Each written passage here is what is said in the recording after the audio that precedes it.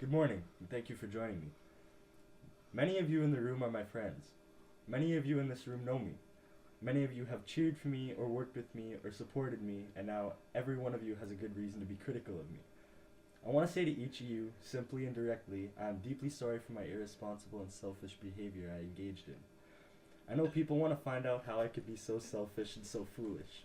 People want to know how I could have done these things to my wife Ellen and to my children. And while I've always tried to be a private person, there are some things I want to say. Ellen and I had started the process of discussing the death. Okay, I can't do it anymore. Okay, so that was my Tiger Woods speech. that was our apology. Actually, Enjay, you do have a couple things to say that you haven't moved to Ontario. But Yeah, there's another thing. As much as we were hoping. Yeah, but So now I have to get bullied because, like Reg said on the last episode, if I don't move and I'm still here, they'll just bully me until I kill myself. Did I say that? yes, you did. Awesome. Awesome. So now I got to deal with that, and on top of that, So I had a mixtape that was supposed to come out on March 1st that didn't come out.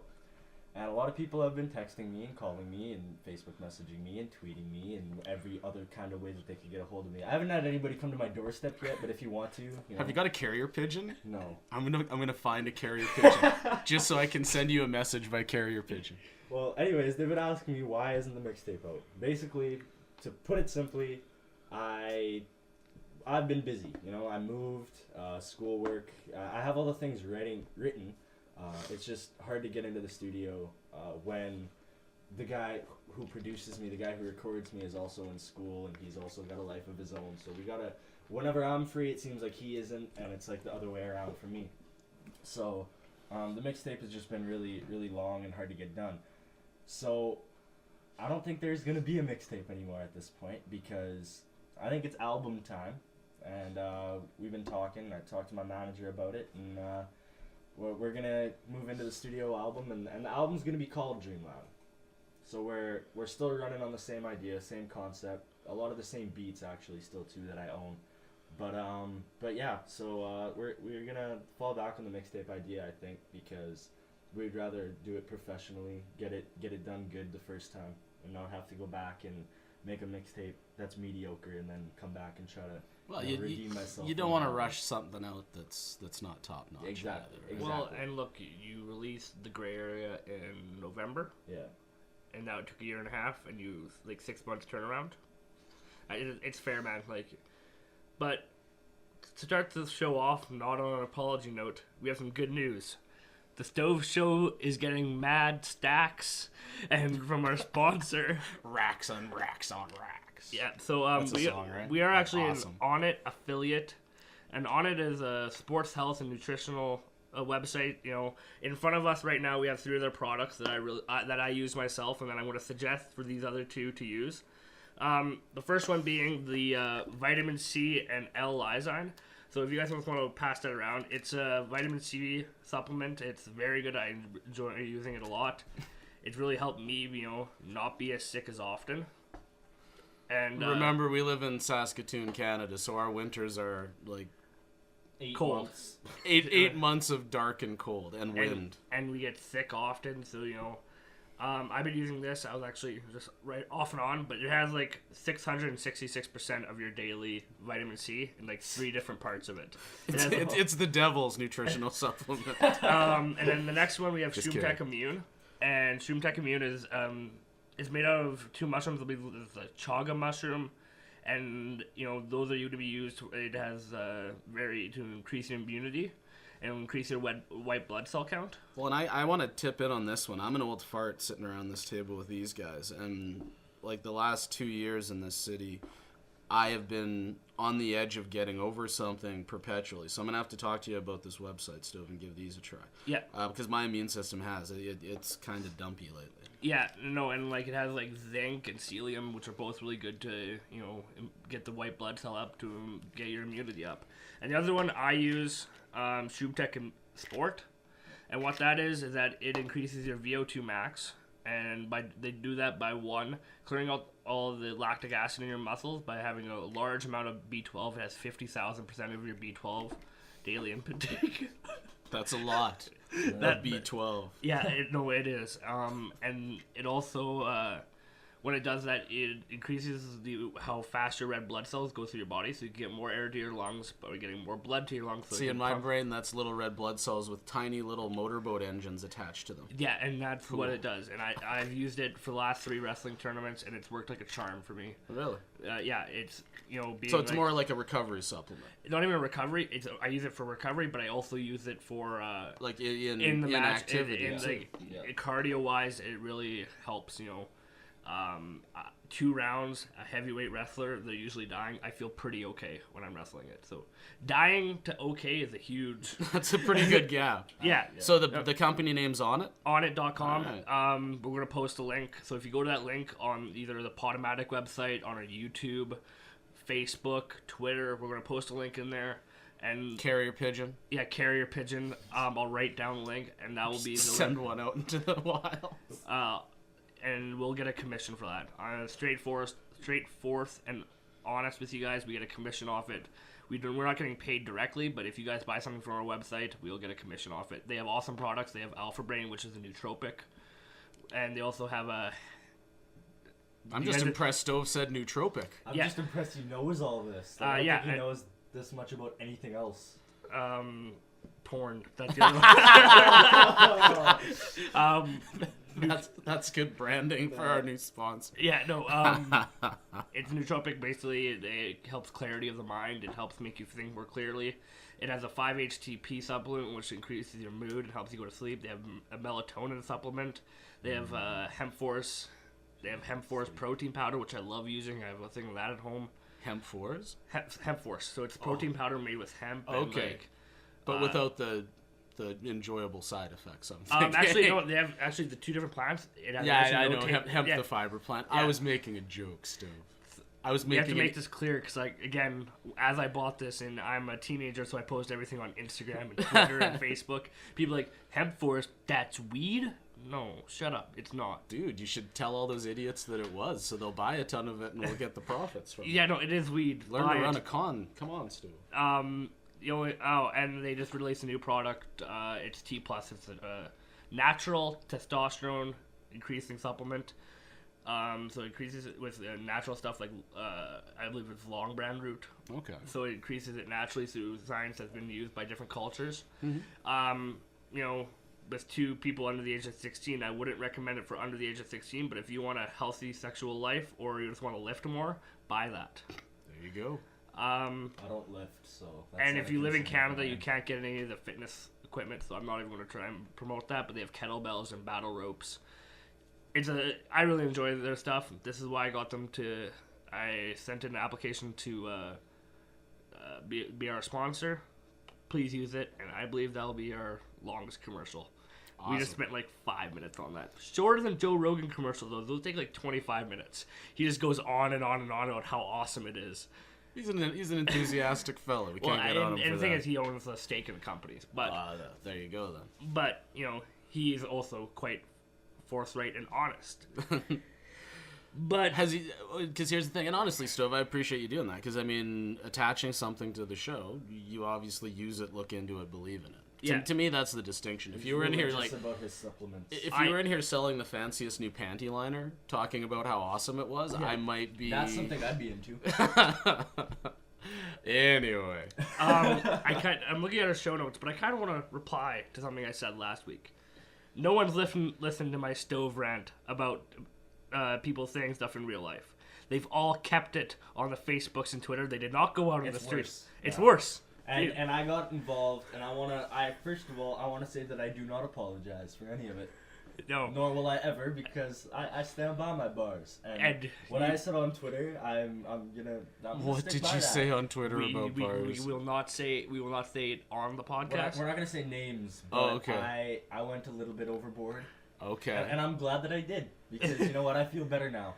and you know what, if you're gonna call me out, say certain things about me on the internet where everybody can see it, you better believe I'm going to pick you apart with every single thing that I know about you. That's very impressive and macho, but remember, the whole reason for the existence of the internet, pornography, as Stove mentioned earlier, But also the capability to anonymously slander other people. No, but because on stuff like Twitter, it's not Yeah, anonymous. no, there's a face attached. And you know, when it's obviously your name, like Nick, it goes by his rapper name. It's Enjay. Yeah.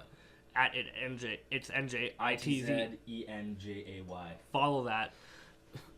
But you know, people who have their real names, there's no more anonymity. That's fair. I don't believe there's much that less left on the internet. I love the drama that exists when I miss a week. This is awesome. Well, no, and it just seems like since I said this, people are like, huh, Stove said what? No, let's ignore it.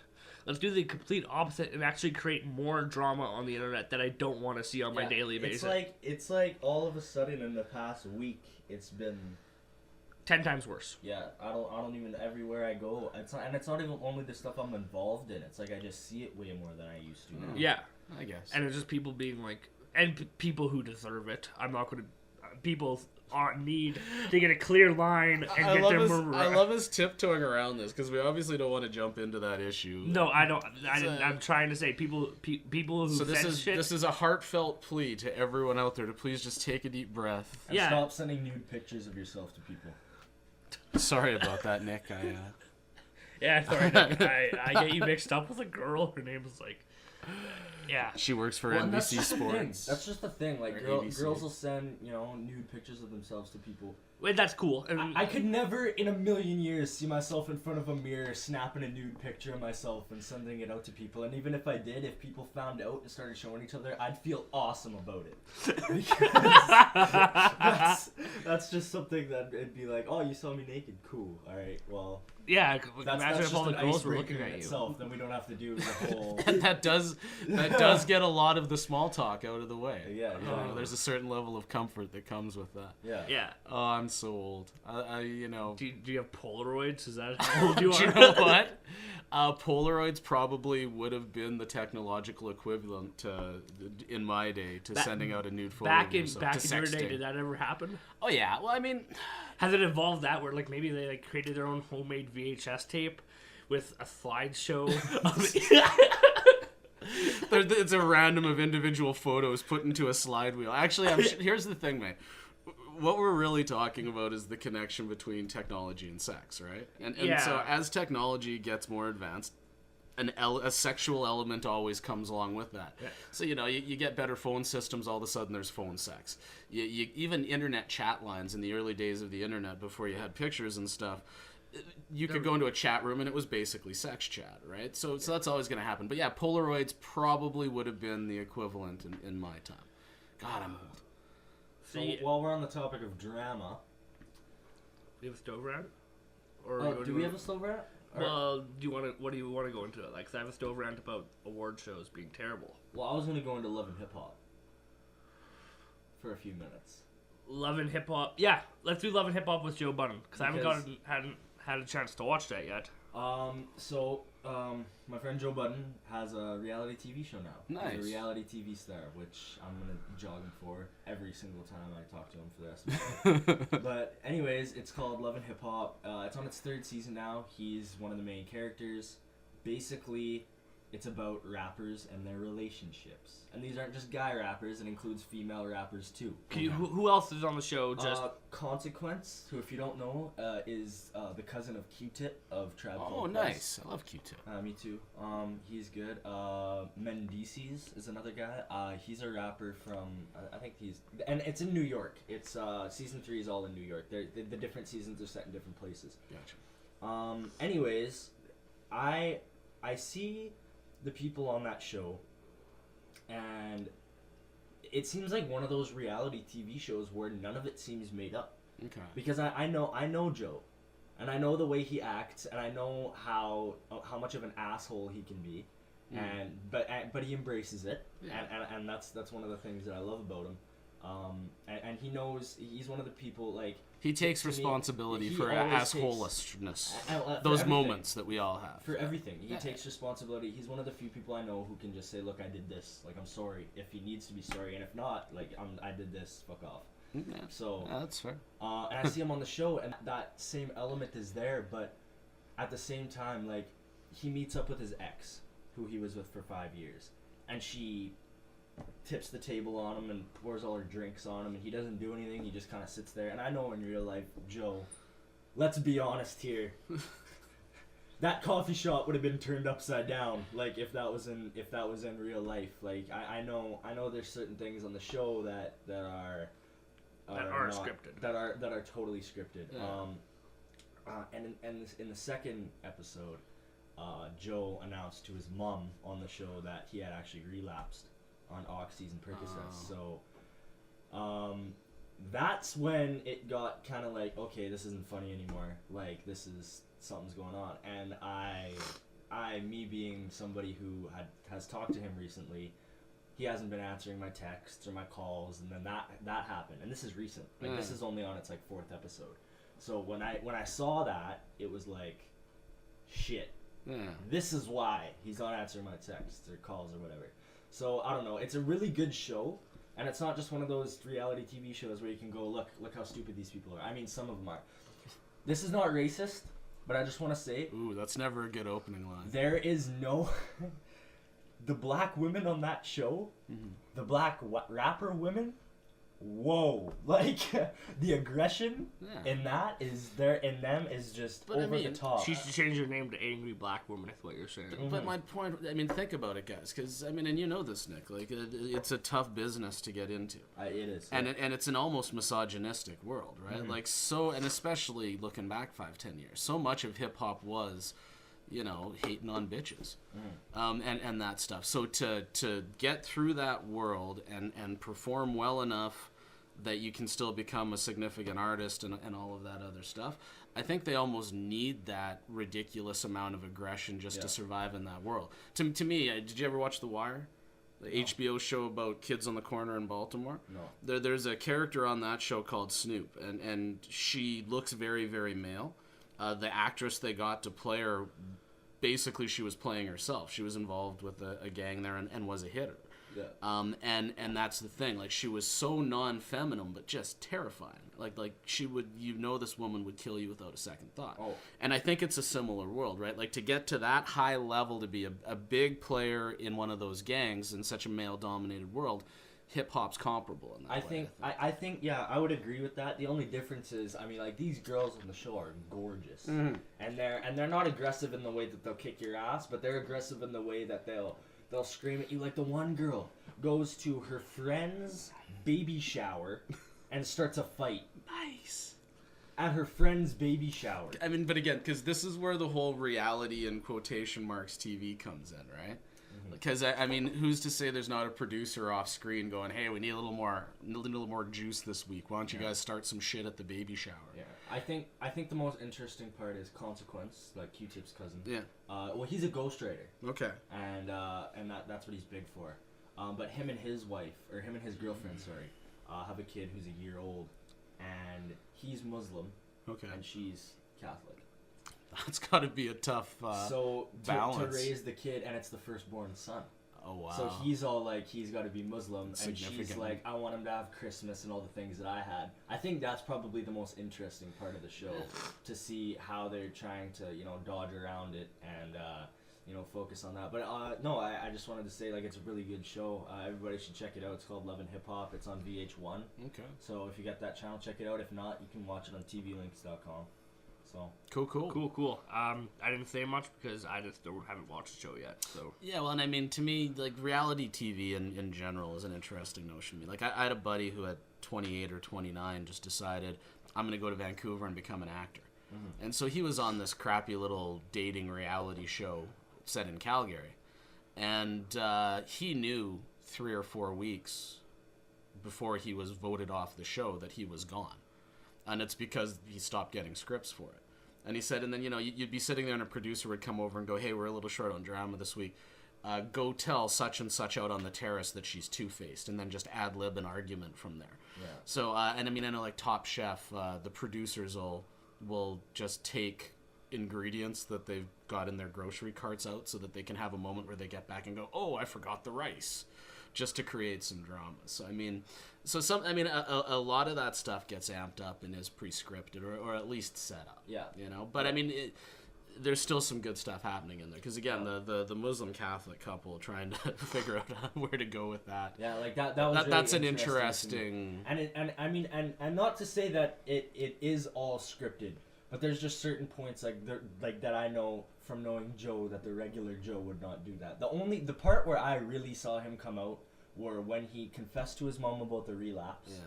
Yeah. And his ex-girlfriend and his current girlfriend got into a fight at one of his pool parties, and he picked up his ex and carried her out to the front yard, put her down, and just told her to just leave. And I know that Joe doesn't take bullshit, and that's the exact thing that he would have done. Like he would have just. Well, and again, because you know the guy, you get a little bit of taste of what's genuine and what isn't. Yeah, right? yeah. That makes sense. So I'm gonna preface this stove rant with a quick thing saying I don't like award shows. I think most award shows are bullshit, and most of them are bad. Grammys, Oscars, fucking BET Awards. I don't care. Spike What has... about the Kids' Choice Awards, Stove? They give out surfboards as trophies. That's awesome. I remember when Hugh Jackman got one for playing Wolverine. It was like, what? Like, Well, what? he did a pretty good job of that. No, I'm not saying he didn't do a good job of that, but I think he Hold deserved on, a little Stove. more than a Kid's Choice No Award. one's attacking Hugh Jackman here. We know the love you hold, the esteem you hold I for just the man. love Maybe we have to bearded, just cancel Adrian Brody and just use Hugh Jackman. No. bearded Australian men are my type. Do you know what, Dad? The confidence to embrace that openly to the world, Stove. Good on you, brother. Kidding. Oh, and then you step away from it. I don't want to. Okay, but awards show. I mean, do we want to have the chat before the round, or do we want to have the chat after? I think we should have the chat after. Let's rant and then we'll break it down. So I'm gonna go basically, and most of this will be on the recent Oscars. But fuck the Oscars. Let's be honest here. It's an award show where people are deciding like, oh, he's a good actor, but he was in one of the worst movies of the year.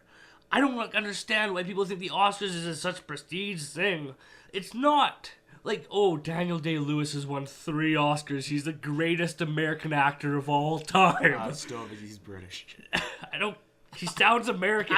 I don't care. I don't know what he is, nor do I care. If he's playing Lincoln, he should be this, but it's not turning into a rant about Daniel Day-Lewis. It's about the Oscars.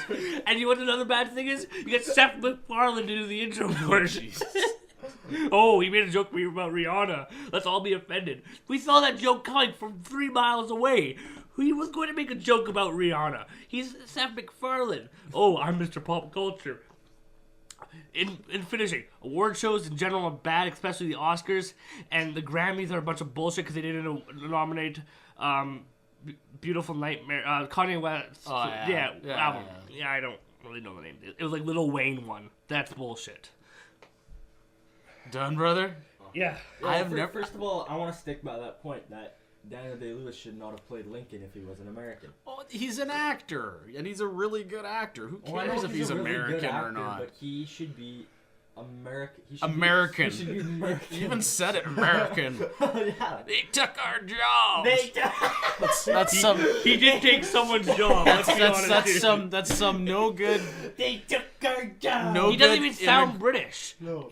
because he's a really good actor. He's playing Abe Lincoln. He shouldn't sound British. Well, no. In the award show, he didn't sound British. Oh, didn't he? Well, he's like, man, when I was doing gigs in New York, I listened to Eminem all day. Good, you're good as an actor as any 15-year-old could be. Okay, because we're getting 2 topics here. To me, the award show thing, it's advertising. Like essentially, the industries get together. All the big important industry people kind of, it's a love fest. I was going to use another term for love, but whatever. Orgy.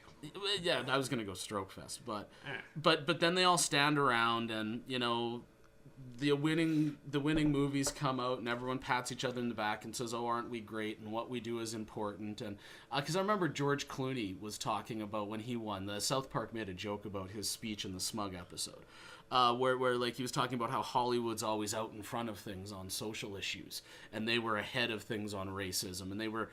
And the truth of the matter is, the chick in Gone with the Wind, the Hattie McDaniel, her name was, she couldn't go to the Oscars the year that she was nominated because they still didn't let blacks go to the award ceremonies, and that's in like what, the 40s. So I mean, it's all them building up how important they are. Now, when you go look at the box offices, all of those artsy movies that won Oscars are making a killing right now. But okay, here's my thing. Do you think the best movie of last year was Argo? Here's the thing. No. I don't. I have seen Argo. It's a good. I've seen it. It's good, but it's not. What pisses me off is that the Canadian consulate in Tehran and the ambassador there did a hell of a lot more than just hide him in the basement. Basically, they cut out every contribution that the Canadian embassy and the ambassadors did and gave that to American characters in the story. So it's not even a real depiction of what happened there. And Ben Affleck later had to come out, and there's a DVD extra now where they've got a Canadian documentary about what the Canadians did attached. So it's good that the info got out there. But he just cut us right out of the story. As a film, yeah, it's a good film. Was it the best film I saw this year? No, shows do. They try to take the most subjective things, music. Okay, like everyone loves their music and they're passionate about it, and they think what they like is the best. To step back and then say, well, this is better than A is better than B, it's ridiculous. So you get people in the industry that vote on the awards. Most of the votes are held by studio types. In the Oscars especially, you've got all the movies and the people involved. Their information teams are sending out gift baskets to voters and all this type of shit to try and sway the vote. Like it's just a great big commercial that they build up once a year. As I believe that most of the best picture movies were not the best movies of that year. If you look at The Hurt Locker wasn't very it was a good movie. Hurt Locker was a great movie and it was very timely and topical. I don't think it was the best that year. No, it wasn't. It wasn't. And I'm surprised Life of Pi didn't get Best Picture this year because that was really good, or Zero Dark 30 was really good too. I've heard Zero Dark 30 was not very good, and I've also heard Life of Pi wasn't very good. Well, that's the thing, because we're talking about subjective things, right? Like Nick watches it and loves it and says, man, it tweets something in your brain that you were like, yeah, that's an awesome movie, whereas the other ones didn't. And it's like, to say one is the best. For me, oh shit, what was the movie? Crash. No. It was up this year. The little black girl. Beasts of the Southern Wild. That was a brilliant movie. Well shot, well edited, and like I'm a film guy. Like it's one of the best films I've seen in 5-6 years. It was a brilliant flick. Yeah. And it didn't do well there because it doesn't have the big studio backing and all of that machine. But and see, that was the most interesting film for me. Yeah. And, like that little girl. She was like adorable, and I think she'd be adorable in the movie. Well, and what I love is that film is really about that culture of people, right? Like when you dig a little deeper on the movie, these are people that choose to live outside the boundaries of what we would call civilized society. They've got this culture that depends very much on them supporting one another, and they were down there shooting. I saw the filmmaker on The Daily Show talking about it. The day the event Horizon blew up was their first day of shooting. And there was a good possibility that a lot of that oil was going to wash into where those people lived and ruin that whole culture that this movie was celebrating. Yeah. But they're resilient. They bounce back and they find a way to keep going. And I mean, did Argo deserve to win Best Picture? Probably not. But Ben Affleck is a big name. And now he is an Oscar-winning director. Jennifer Lawrence, you can attach Oscar-winning actress to any movie she's ever. She's a great actress, man. I'm not knocking her. But what I'm saying is it makes her more marketable to a studio to attach that Oscar winner. And if she was going to win an Oscar, she deserved it for Winter's Bone a couple of years ago. That movie is fucking brilliant. What movie was I thinking of during all this? The movie with the really, really old, was it like subtitles? Oh, The Artist. No, this year. It was this really year, okay. old woman. Like, I'm saying, like, 95-year-old actress. I don't think I've seen that one. And she's, like, I saw, like, for the Best Actress award, it had a little clip of her, like, her in a bed. And she was, like, laying there, and she spit something water into his mouth, or he spit water into her mouth. I'm like, oh, that doesn't look like a good movie. It just seems like a these bunch of guys, like... And this was the Oscar clip? Yeah. Okay, it's a weird choice. I could be wrong. Correct me if I'm wrong, but, like... I don't even know what movie you're talking about. Les Miserables. Oh, Les Mis. Yeah. So it's a film version of a musical. Yeah. And it's amazing. Well, and again, you have to actually watch it. Like, it's about the French Rev, and it's really good. Here's the thing. I hate musicals. Oh, number two. Me too. From what the buzz on it at least is that Russell Crowe is not a great singer. Apparently Anne Hathaway is great. Hugh Jackman's very good. And here's the thing, like, did Anne Hathaway deserve the Oscar for that performance? No. Probably not, but that's how the Oscars work. It's like, oh, well, we'll get him one eventually. Scorsese didn't win an Oscar until, for Best Director until The Departed. And he didn't even deserve it that year. It wasn't the best directorial effort that year. Well, I mean, it was a remake of Infernal Affairs, which is better than The Departed, in my opinion. But see, and we're gonna have a little bit of a discussion here. But when you look at another movie like the Django I was really surprised that didn't win Best Picture. But then I was thinking about, like, well, that movie has too many N-words to be considered for a Best Picture nod. And Tarantino movies, basically, anytime he makes one so good that the Academy has to give some recognition to it, they get kind of like awards for having shown up. Pulp Fiction. Okay, now Forrest Gump wins Best Picture over Pulp Fiction. Now, I do not know this. I enjoy Forrest Gump. Yeah. And I've seen parts of Pulp Fiction. I've not seen Pulp Fiction as a whole. Watch Pulp Fiction start to finish. As far as films and how they're made and the editing and everything that goes into it, there is no possibility that Forrest Gump even compares to Pulp Fiction. No, it doesn't even. What year did that movie come out? That's 96. That was the 90. I think it was the 96 Oscars. 96. It doesn't look like a movie that came out in '96. Like, it's so well done and well edited, and the cameras, here's the thing about it is just like every movie that jumps around in time, and plays with the narrative that way, they're biting from Pulp Fiction.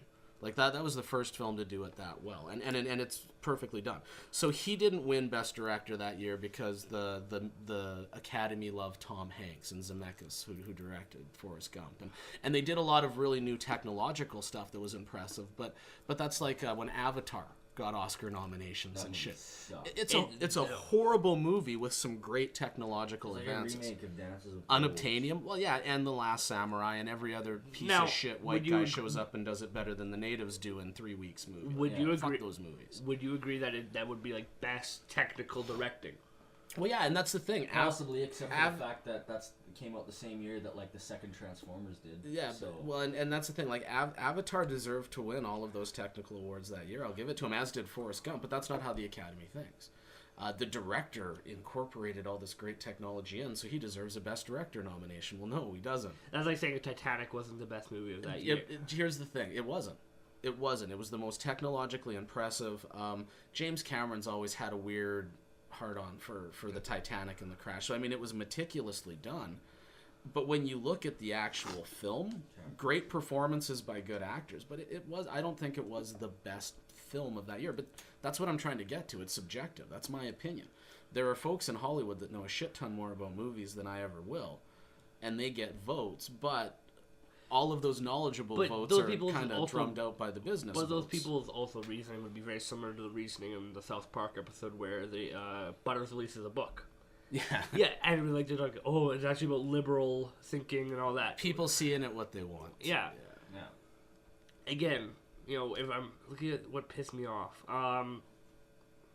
Cooper, I feel like I didn't think Cooper deserved. Bradley Cooper? Yeah, I don't think he deserved I think he was great in that Silver Lining. In Silver Lining Playbook. I'll rephrase this. I don't think he deserved anything, but I think he was good in it. But people saying, no, he shouldn't even be in it. I'm like, no, he had a good performance in that. Yeah. But the film, and again, because they even have a term, it's called Oscar bait. As an actor, you can go and do Oscar bait movies. And Tropic Thunder, when the Ben Stiller character goes full retard. Okay, yeah, you can only go half retard. That's Bradley Cooper going half retard to get some Oscar buzz. Like, that's a character choice. And again, I have worked with a lot of differently abled people in my life. Do you know how many people with real significant mental health issues look like Bradley Cooper and Jennifer Lawrence? No. Very, very little. Very, very few of them, because they don't have the economic support and family support and all of those other things to stay healthy and beautiful. So, I mean, from step one, you're getting a really unrealistic portrayal of mental health. Wasn't it like play a handicapped person? Yeah. Well, and the first book that the Daily Show guys did, America the Book, they had one section talking about award show.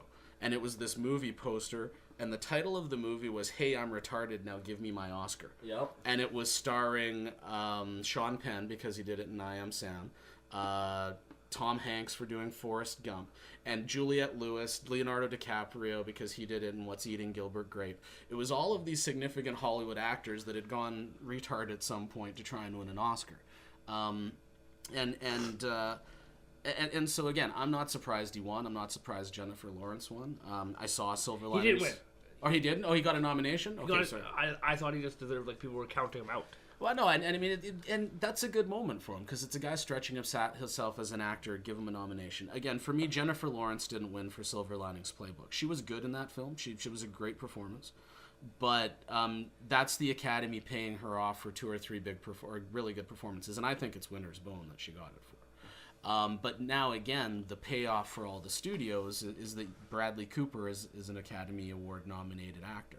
And I know, like, and that's going to turn up on his posters as it's all advertising. I mean, think about, okay, here's another way to come at it. I start my own rugby team, okay? And then I create the Rugby Awards. And it's this big soiree gala thing. I get all the media and gift bags, and it's just this huge thing in Saskatoon. And then I go in and give the awards to all the people that I want to get some publicity. So then, they can go out, and in the future they can say, well, I want a Rugby Award. So now put me on the national team. Yeah. And then we would just keep that cycle going for 100 years. That's what the Oscars is. It's to create buzz. And what do? We put on a fancy party so everyone sitting at home gets caught up in it. How different is it than the royal wedding? Yeah, and, in my opinion, I'll just say Morgan Freeman should have won. He had a fantastic performance in Flight. Yeah. And Morgan Freeman was in Flight? Mm-hmm. I haven't seen that yet. No, you're thinking of Denzel Washington. Denzel Washington. Flight was a great movie, and his performance was ridiculously good. Yeah. Well, I don't think I've ever seen Denzel really disappoint. Like, to be completely honest. Even in a bad movie, he's still here's the thing. Yeah, like... this will piss people off out there, but Training Day. I love Training Day is a shitty movie. His performance is not that good. I love Training Day. But here's the thing. He should have won for 3 or 4 before that one. Yeah. Like, I mean, he deserved to win for Philadelphia. I thought his performance was as good as Tom Hanks in that movie. Probably more nuanced. And again, you can list 5 or 6 movies that Denzel Washington should have won for before Training Day. But it was a year where there was a lot of pressure for people to... for African-American winners. And you did, because the year Jamie Foxx and Halle Berry both won. Was that the same year as Training Day? I thought all 3 of them got them in the same one. But there was a huge campaign about no black people win Oscars, and it's fair because they don't. White people get preferential treatment from the Academy. And so you get a year with 3 black winners. And then you go back to... again, if you like Training Day, I don't mean to offend you, Nick. It's just looking at his career as an actor, it wasn't his best performance. Well, I don't think it's his best. The film, the problem I have with the film is that it ends 5 times. There's an end and, oh, wait, here's a twist. Oh, wait, here's a twist. Oh, wait, here's a twist. Well, that's just lazy filmmaking. The last 35 minutes of that movie are twists and tying them off.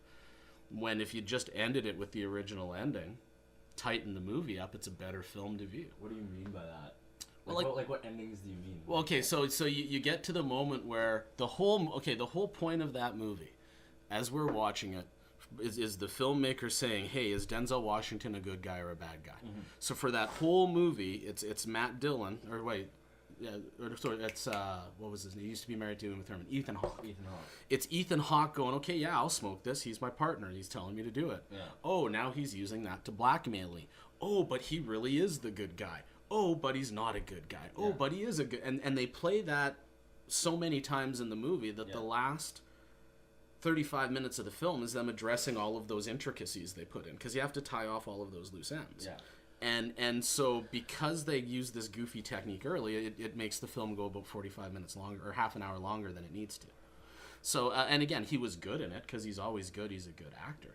But that's not even near to his best performance. I didn't like the ending to Training Malcolm Day. X. He should have won for Malcolm X. Come on, that was friggin' amazing performance. I don't know, like movies that he's in, not necessarily his best performances, but movies that he's in lately have just been awesome. Like Flight's a good movie. Yeah. Safe House that he did with. Oh well, at least Christopher Waltz won.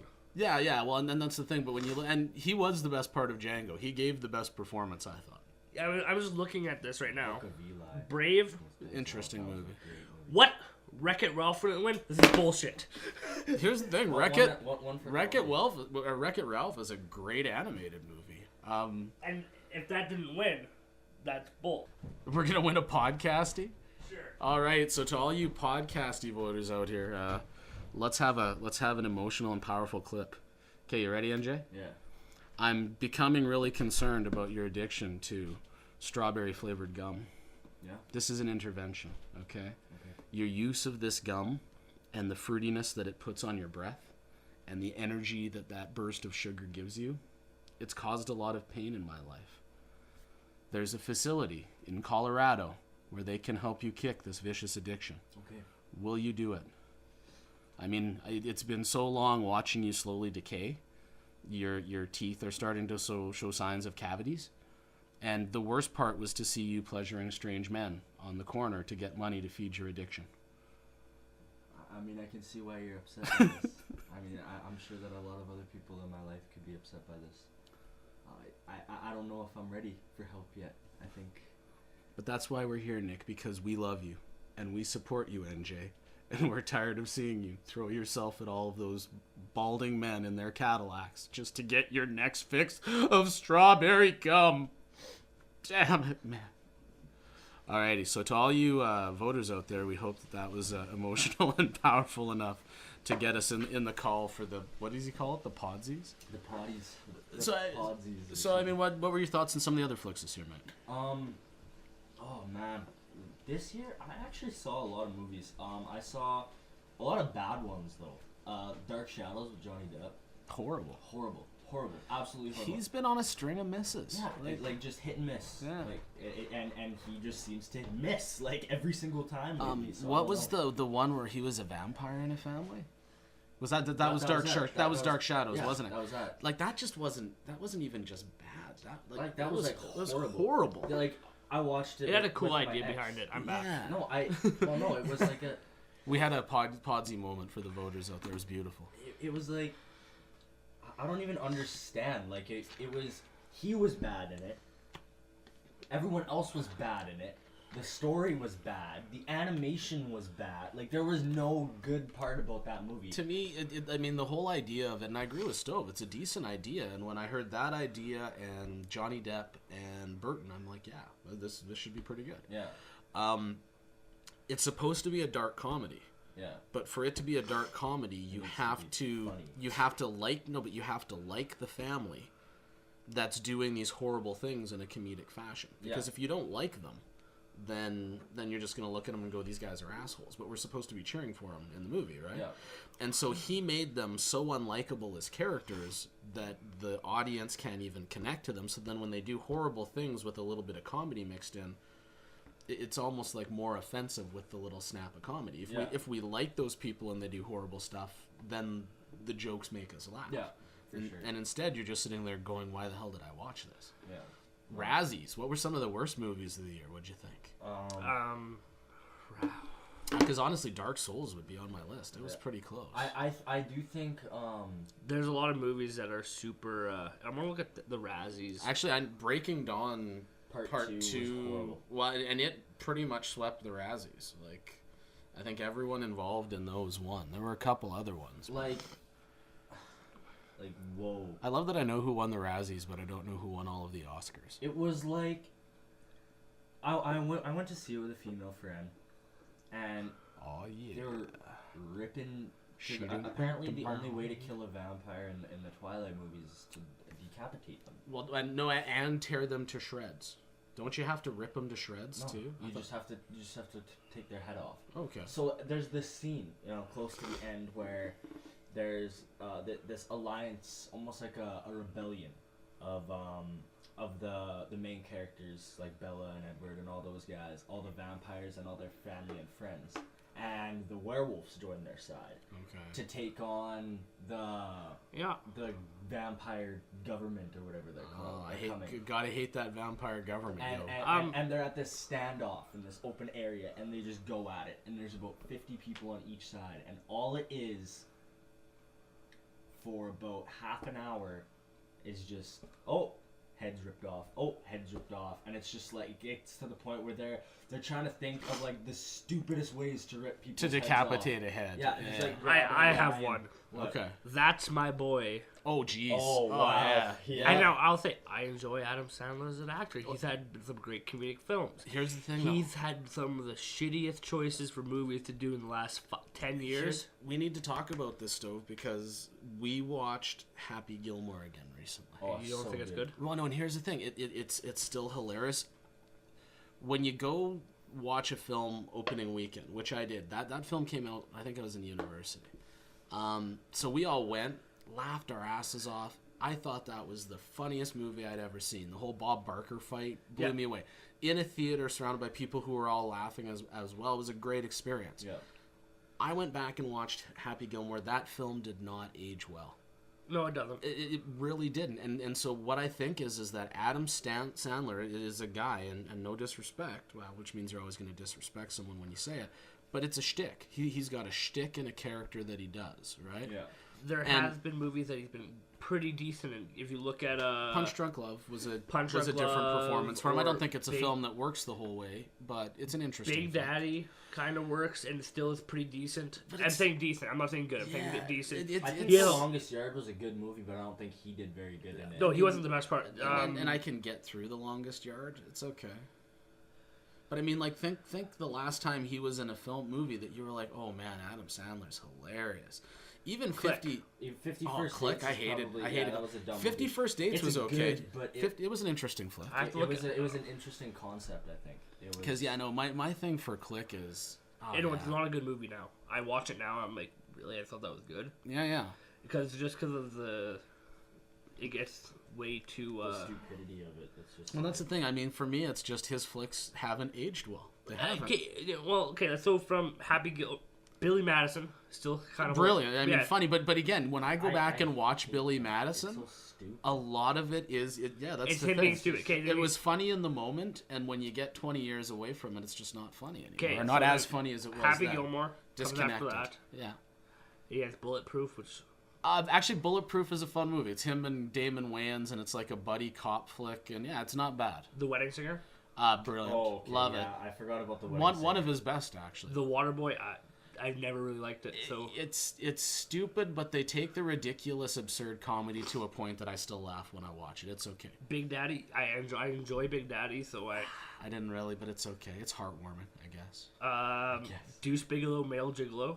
Which is Rob Schneider. So He who came in cares? a cameo performance. Yeah, well, he has to turn up in Rob Schneider's movies because Okay, he's the Little only Nicky. reason he makes them. Little Nicky, if you can get past his stupid accent, there's actually a lot of funny in Little Nicky. I actually Henry love that Winkler movie. getting eaten by bees? Come on, that's funny. That's actually one of my Mr. Deeds? top 50. Mr. Deeds was horrible. I've really always enjoyed Mr. Deeds. Really? For some strange reason. Oh, dude, I mean, like, that's a personal taste thing, so I'm sorry for calling it horrible, but no, I really didn't like Mr. Deeds. Punch Drunk Love comes after that, Which is a weird transition between those two movies. Well, and that's P.T. Anderson, isn't it? Like, he's the guy that did There Will Be Blood, and, like, he's a great director. It's a weird flick. It's a weird flick. 8 Crazy Nights, which is fantastic.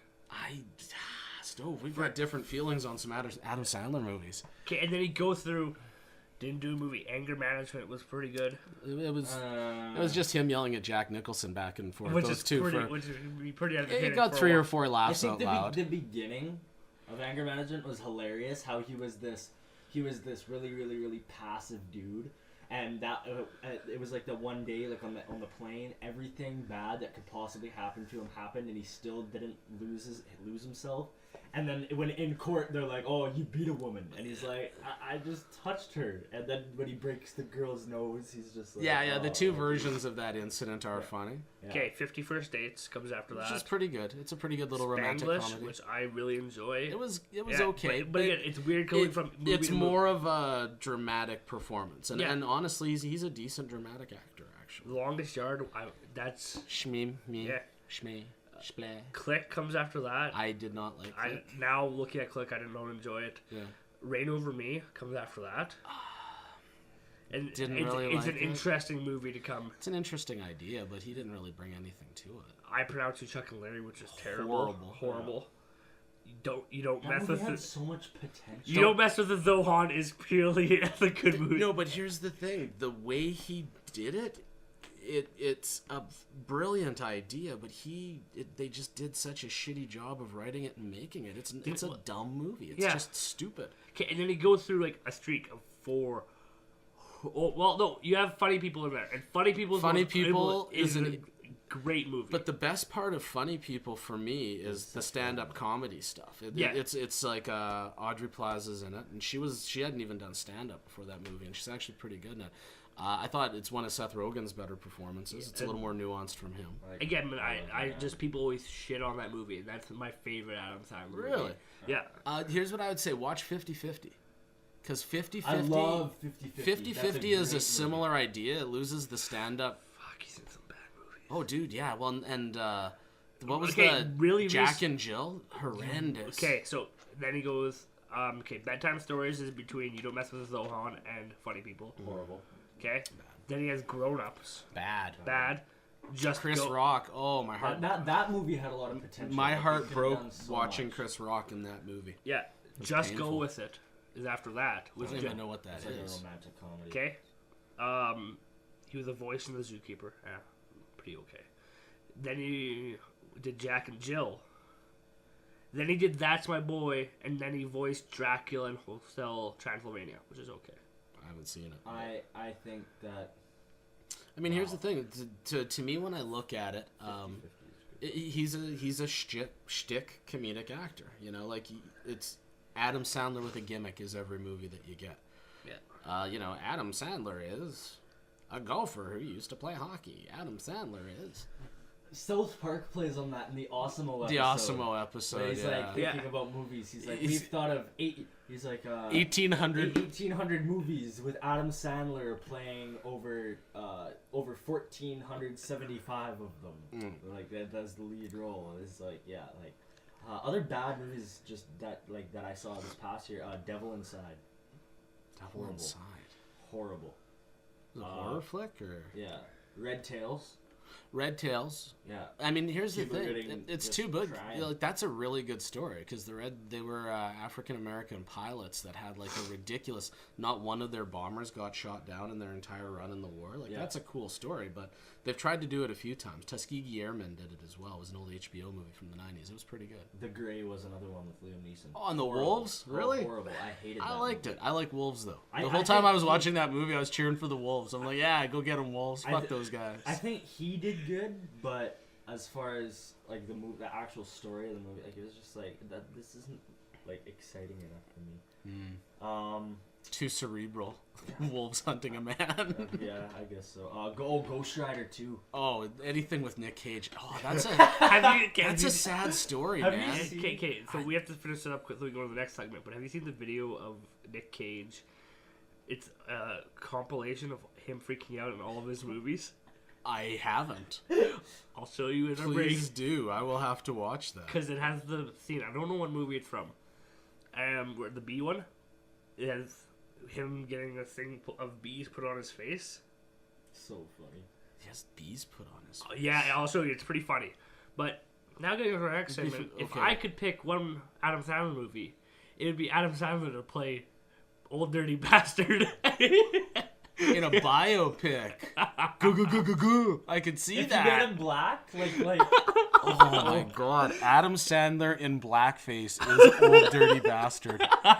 Okay, but you're ready. What Robert Downey Jr. did in Tropic Thunder. Yeah. Okay, now, but are you ready for the best part though? The whole Wu Tang. We have to pick who's directed by, and I'm gonna give you two choices.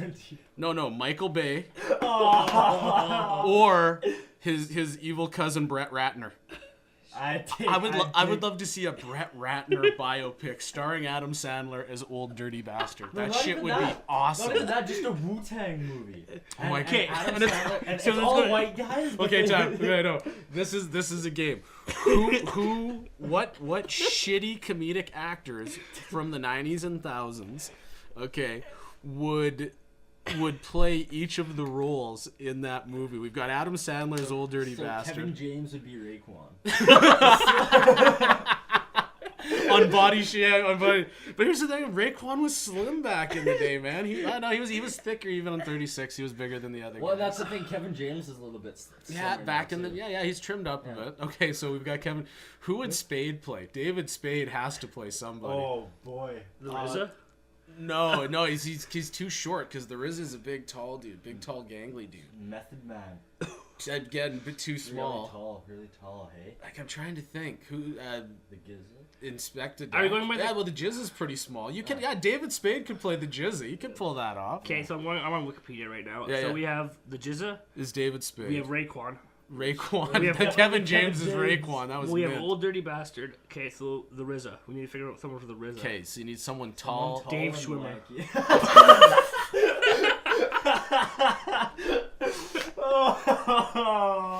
Hell yes. RZA, if you ever hear this out there, I'm sorry. But even you've got to admit, that'd be pretty awesome to see Schwimmer try and play you, man. Okay, Method Man. Meth. You Method Man? That's a Carlos tough one. Mencia. No, shit, no. No. Carlos Mencia shouldn't even be allowed to play Carlos Mencia. Piss on that guy. Method Man. Oh, that's a tough one because he got. Well, because so much of it is his flow and swagger, right? Yeah. Like I mean, So you got to get someone with flavor, like somebody who could. Somebody who So, doesn't have flavor. we need a shitty 90s or 1000s comedian who doesn't have flavor and has a similar body type. Do you know what I'd like to see? Do you guys know who Brian Posehn is? Oh my god. I would love to see Posehn play Method Man. Okay, because I like Brian Posehn. So Yeah. okay, so Brian Posehn is Method Man. So Ghostface Killer. Oh, Ghostface. That's a rough one. Do you know what I kind of want to say is Kenan Thompson from Saturday Night Live, the chubbier black dude on SNL. If it could, Right? You know who I mean? Because okay. he's this big baby-faced guy. Yeah. And now, again, Ghost was slimmer back in the day, but for a modern Ghost, yeah. He actually looks pretty good. I went to Wu Block and he looks pretty good. Oh, really? Is he trimmed up again? Yeah. Last I saw him was like the more fish What if we will go? And on 30 Rock when he was doing those cameos. What if we go for the Tracy Jizza, we Morgan. Go Ben Stiller. Ben Stiller for the Jizzer? Yeah, you could pull off. That's a better choice. For the Yeah. Jizzer. We still need... Spade can be like Inspector Deck. They only let him show up No, every once Ghostface in a could while. be Vince Vaughn. Vince Vaughn is Ghostface Killer. Okay, that could work. That could work. Okay, so Inspector Deck is David. Because here's the thing: if we're gonna have Vince Vaughn there, I feel like we should have the Wilson brothers. Owen Wilson. So Owen Wilson could play like Inspector Deck, and Luke could play You God. Okay, so now we have Master Killer left. Oh, and again, Master Killer. Maybe David Spade is Master. Sorry, Master Killer, that's an insult. Actually, really, Spade playing any one of them is an insult. That's a tough one. Directed by Michael Bay. I'll tell you what, folks. Out there, if you're interested, this is a fun little game. You should consider what shitty actors from the last 20 years or so, comedic, could fill those in. Send them in to us. Sarah Silverman is Red Man. No, it's Sarah Silverman. We'd have to, because anytime you do a biopic, you need to make up some fake stuff to create drama. Yeah. We should have her be like Yoko, where she comes in and breaks up the Wu Tang Clan. I don't know. We'll look at it. We might be writing a script. That was off the cuff. I was trying to transition between Adam Sandler and Wu Tang Clan. But now we have to pick who are our favorite Wu Tang Clan members. Okay, now we need to distinguish this, because when I saw this on the list today, this is a tough question. Favorite or best? Like, are we talking our favorite all around for all that they've done, or is it like who's the best musically, or just who's the most talented? Or I'm saying who's our favorite, and you have to go by just purely. I'm not in just Wu-Tang, like in their Wu Tang, solo stuff? not no solo stuff. Okay. Oh. Ooh. I gotta go. I want to say Meth, but I'm gonna have to go with Ghostface. Ghostface. Ghostface is my Go, favorite. yeah, he's really good. Yeah, Ghostface is gonna. See, I can't say Old Dirty because Old Dirty's way better in his own His stuff. solo stuff That's- is way better than the Clans. And it's still pretty good. I have to search this up because I mean, for me, and that's why it's so hard to do, right? Because the RZA put the whole thing together. Like he was the one that knew all the different guys and decided the big clan, and he kind of ran the business brain of things. yeah. So, I mean, as far as the most important to the crew, it would be him. My favorite, just the Wu-Tang stuff. Man, that's tough. It was a super tough thing to do because let's be honest. I can't think of one guy I dislike. Yeah. No, you. Well, and especially in the clan, like, and that's what was, I think that's what was so appealing about them when they came out. Because again, I know you guys weren't around at this point, but 36 Chambers came out when I was in grade 11. Yeah. And so I mean, if there are idiot, long-haired white kids listening to that album in Rocky Mountain House, Alberta, it blew up, and everyone, it just kicked you in the brain when you heard it. Hip hop was still new enough for the most part that, to the mainstream anyway, that when you heard Wu Tang, it was just different, and that's why there's so many members, but there's not really a weak link. Normally, anytime you got a crew that big, like even Tribe, I love Tribe Called Quest, but Q-Tip was noticeably the best rapper, performer, element of that crew. It's not that the other guys. I think I do with Fife is talented. It's no disrespect to Fife. Fife is brilliant. But I think out of Tribe, which is amazing. Yeah. Trendsetters for sure. Like hip hop would not be what it is today For without sure. Tribe. But I think Fife was that weakest link in Tribe. No disrespect to Fife, but when you look at the other guys in the group, like you gotta. Yeah, well, I mean, and again, it's like, I'm a huge baseball guy, right? If you're talking Willie Mays, Joe DiMaggio, and Mickey Mantle, probably the ones that come up the most often for the 3 best all-around players ever, I'm a Mays guy. Yeah. That's not disrespecting DiMaggio or Maggio to say they're the worst in that group of 3 people. Yeah. They're still among the best. I think I have to go with RZA. There's so many good parts. He's in so many songs, and he's so good at all of them. Yeah. Like, if you include solo careers, though, I'm definitely solo careers too. I'm definitely Meth. Mine's Old Dirty. Like the Meth and Red, like Yeah, whoa. well, that first Meth and Red album was one of the best hip hop albums I've ever heard. Yeah. It again, it's my first year uni. I think it came out. Yeah. And it just kicked me in the brain. It was brilliant. Yeah. And you could see them going back to it again. They'd give themselves 6 years and they try it again to catch that they're magic. trying it again this year. Nice. And I'm. Even if it's never as good as that first one, it's always interesting, and they do some good stuff together. There's a single. Oh, really? And it's mainstream sounding. Oh, really? Not bad mainstream sounding, but it's about Slaughterhouse mainstream sounding. Okay, that so could it's work. not That's it's not doable. really underground, but it's kind of like for on me the edge, for me, if it's all around and it's our favorite, I gotta go Dirty. Yeah. It's a shame the guy died when he did. N-Word Please is a brilliant album. Well, because it is. He goes back to like the funk roots of hip hop, and so because it's got a funk feel, but it's a weird album, but it's brilliant. So yeah, and then of course all the other stuff around his life. And anytime a person gets stopped by a cop and has a ton of drugs on them, like they had a bunch of marijuana and a bunch of crack on them, the cop goes, "Okay, we're gonna have to run you in." He goes, "Whoa, I'm a role model. Can we make the crack go away?" to the cop as he's getting arrested. I mean, those stories that you hear about Dirty, it's too bad because it's obviously what killed him, but I mean, that dude lived. Say what you will about the way he lived. Well, and that dude lived. And just a life. final About point life. before we go to break. Yeah. His flow, it's so unique. Yeah. There's not going to be another. Yeah, you're never gonna. It's buy Johnny another Cash. mixtape. It's You know, going when Johnny when you hear Dirty rapping, you know immediately. Oh yeah, that's ODB. Yeah. It's like Proof from D12. Yeah. And he's another one. Like, you'll never find another Proof because he was so unique in the way that he did it and his voice and everything that it almost seems like and they both died. Like, it's just so strange that like the really great guys, The pop iconic. and big. Yeah. All the really unique guys seem to. Like there's not gonna be another Biggie. There's not gonna be another. Well, and here's the thing with Biggie and Tupac, L, you whoa. get so many guys that bite on their style, so they try to sound similar to them. No one's been able to catch the magic the way they did and really pull it off.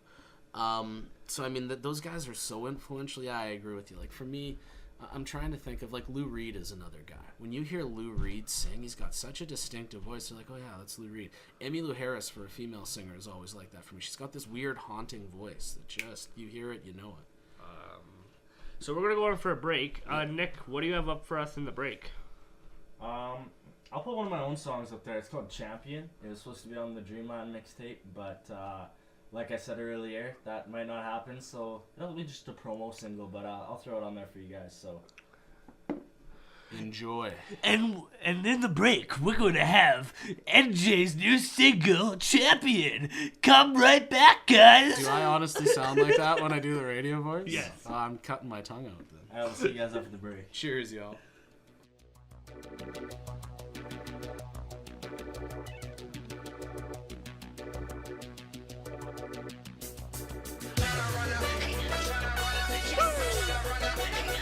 Enjay, what up?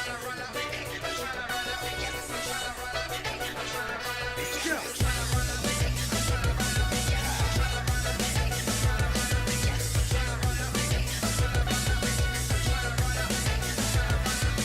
Microphone check, tell them all they better come quick. I can feel the blood in my veins start rushing. In every breath I take, I can feel my heart thumping. Passion in my eyes, I design it when I come in. Waiting for a lifetime, I'ma let my light shine. Funny part about it is I'm moving in the nighttime. Eyes on the prize, I'm blind in my right mind. Winning is a drug you can't see on the sideline.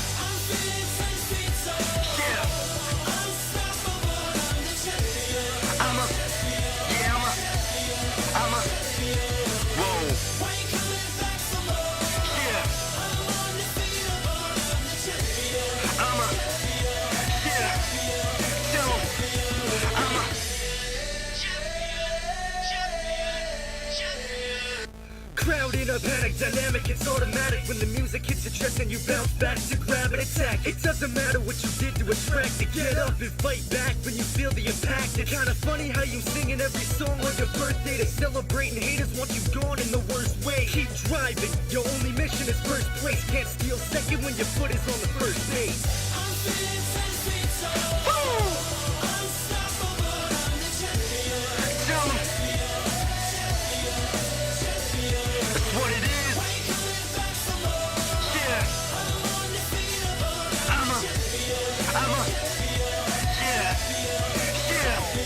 We the definition of grind and definition of shine, and victory at its finest. No time for the silent. Priceless, something like a long lost diamond. Classic, know this shit is timeless. Rewind it. Fire in my veins, got the fire in my brain. All the fire got me feeling like a lighter to the pain. So when they hate me, it's fun, cause I wasn't even a threat until they made me one. Now sing it. I'm feeling 10 feet tall, unstoppable, I'm the champion. Yeah. Go.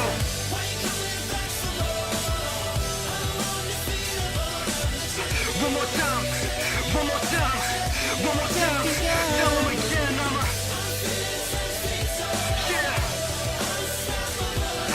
Break it down, break it down, break it down, break it down, break it down.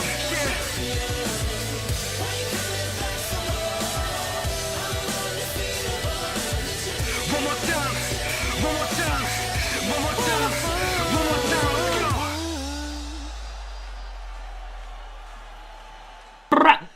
go. We're back. That was way too high. That was way too loud. That was way too high energy for the beginning of this podcast. So if I'm looking at the list of subjects that we might be talking about, I have a Craigslist ad for everyone. Oh, here we go. So I was on Craigslist, and it takes me a while to actually find a decent Craigslist ad. It's just me, looking through, so I have to go through the woman section. Maybe there's a good one there. And so when there's not a good one there, I have to go and then when I don't go there, I'm then stuck with going to the, not stuck with, that makes it sound negative. But I have to go to the male-to-male. Luckily, it did not have to go to the male-to-male one this week. We have a male-to-woman ad this week. I'm sure this will be classy. Oh, it's the classiest ad that we've had. I'm using that facetiously because it's a... Nice word. $10 word stove. I'm trying to find it. Technological problems on the stove show. Yeah, no, I'm trying to find it. It's kind of hard because me and Nick have talked so much that when I'm trying to find an ad, it's halfway through one of those text conversations. Yeah, no, so here it is. Or go back. Or not. No, it's right here. Okay. So it's snow blow for a blow. A male for woman ad, 30 years old. Like the title says, I'll snow blow for a blow. Send pics. Only females. Hurry up. First come, first serve. Pics are a must. Well, I just think that. Okay. I think this is a smart guy. That was my thinking. I mean, if you haven't- He's using the bartering system. He'll do one service for another service. Yeah, you My- scratch my back, I'll scratch yours. My Funny point thing is- about my back is that it's located On my beat. What's that, dude? What's that from? super bad. Super bad, exactly. I'll scratch your back of your throat. Oh, stove, there's the line. Alrighty, so I mean, first things first, as always, this could be for guys drunk sitting around a table, so grain of salt, thought it would be funny.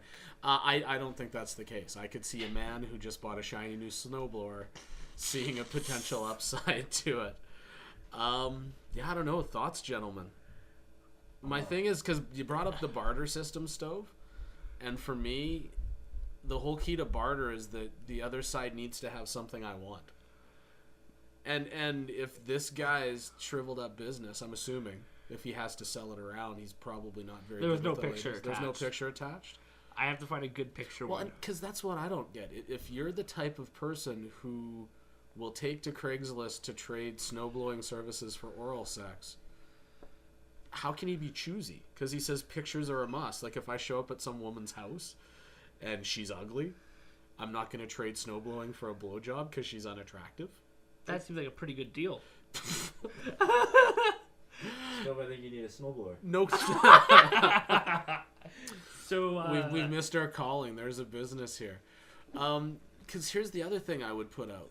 And in no way do I condone any of this behavior in any way, but why not just get money to do the snowblowing, and then you could go and, if need be, get an escort to take care of the oral sex portion of the deal. You know what I mean? it's more exciting because you know what? They might be thinking, oh, this is like pornography.